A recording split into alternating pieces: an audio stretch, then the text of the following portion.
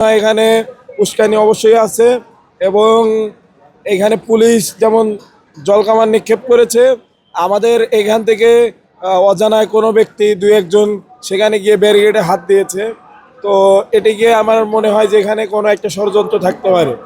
না, এখন পর্যন্ত আমাদের সাথে সরকারের ওইভাবে যোগাযোগ হয়নি। তারা আমাদেরকে এখন ডাকছেন, তারা এই বিষয়টা নিয়ে কথা বলবেন। আমি জানি না তারা কি বলবেন, তবে তারা আমাদেরকে ডেকেছেন। আমাদের কাছে এটা পজিটিভ রেসপন্স মনে হয়েছে, তবে এটি একটু হলেও তারা দেরিতে রেসপন্স করেছে বলে আমার মনে হয়।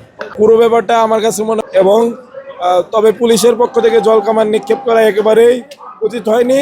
এবং এখানে যখন বিক্ষুব্ধ জনতা চলে আসতে চেয়েছে, আমরা কিন্তু আর বেশি ভিতরে যেতে দেইনি এবং তাদেরকে এখানে আটকে দিয়েছি। কারণ এখানে আমরা জানি যে এই জায়গাটির গুরুত্ব কতটুকু এবং এখানে যদি কোনো প্রকারের কোনো বিশৃঙ্খলা হয় তাহলে আমাদের এই আন্দোলন কিন্তু অন্যদিকে চলে যেতে পারে।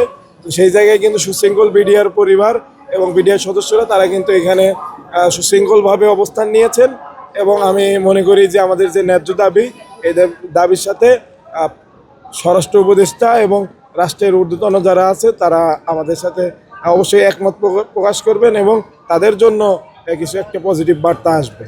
একটু পরে বোধহয় 7 জনের একটা প্রতিনিধি দল মন্ত্রণালয়ে যাবে, এরকম একটা ইয়ে আছে।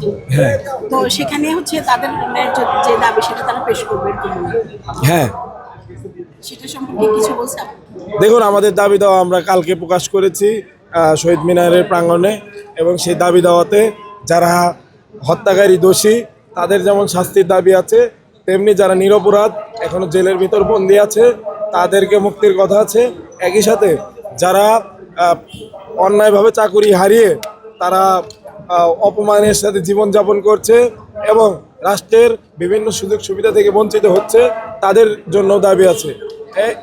এখানে সকল মত পথ একই সাথে আবার যারা সেনা সদস্য এখানে চাকুরি হারিয়েছে তাদের কথা আছে। অর্থাৎ এখানে সকল অন্যায্য অন্যায়ের শিকার পরিবার এবং সদস্যের জন্য কথা আছে এবং তাদের জন্য ন্যায় বিচারের কথা আছে। আপনারা জানেন যে এই জিনিসটা একটি জাতীয় ইস্যু।